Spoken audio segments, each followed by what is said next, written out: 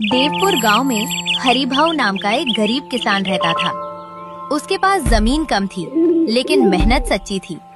वो रोज सूरज से पहले खेत पहुंच जाता और सूरज डूबने के बाद लौटता। एक दिन हल चलाते समय हल किसी सख्त चीज से टकराया।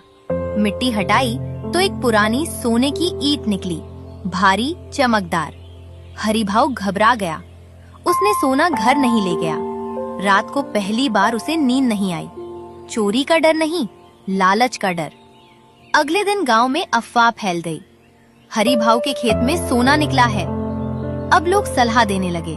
कोई बोला छुपा ले, कोई बोला बेच दे, कोई बोला राजनीति में लग जा।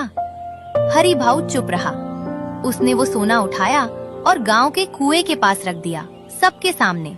फिर बोला, ये सोना मेरा है, पर ये जमीन सबकी है। अगर इससे झगड़ा होगा तो मुझे ये नहीं चाहिए। पंचायत बुलाई गई। तय हुआ कि सोना सरकार को दिया जाएगा। बदले में गांव के लिए सिंचाई का तालाब बनेगा। साल भर बाद हरिभाऊ का खेत फिर हरा हो गया।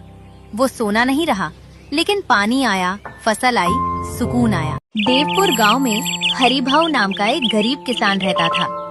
उसके पास जमीन कम थी, लेकिन मेहनत सच्ची थी। वो रोज सूरज से पहले खेत पहुंच जाता और सूरज डूबने के बाद लौटता। एक दिन हल चलाते समय हल किसी सख्त चीज से टकराया। मिट्टी हटाई तो एक पुरानी सोने की ईंट निकली, भारी चमकदार। हरिभाऊ घबरा गया। उसने सोना घर नहीं ले गया। रात को पहली बार उसे नींद नहीं आई। चोरी का डर नहीं, लालच का डर। अगले दिन गांव में अफवाह फैल गई, हरिभाऊ के खेत में सोना निकला है। अब लोग सलाह देने लगे। कोई बोला छुपा ले, कोई बोला बेच दे, कोई बोला राजनीति में लग जा। हरिभाऊ चुप रहा। उसने वो सोना उठाया और गांव के कुएं के पास रख दिया, सबके सामने। फिर बोला, ये सोना मेरा है, पर ये जमीन सबकी है। अगर इससे झगड़ा होगा तो मुझे ये नहीं चाहिए।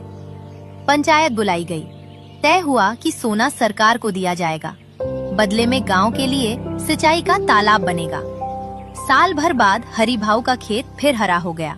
वो सोना नहीं रहा, लेकिन पानी आया, फसल आई, सुकून आया। देवपुर गांव में हरिभाऊ नाम का एक गरीब किसान रहता था।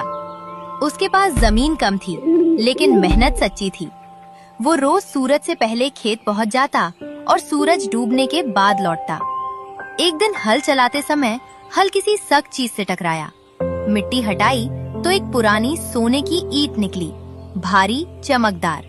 हरिभाऊ घबरा गया।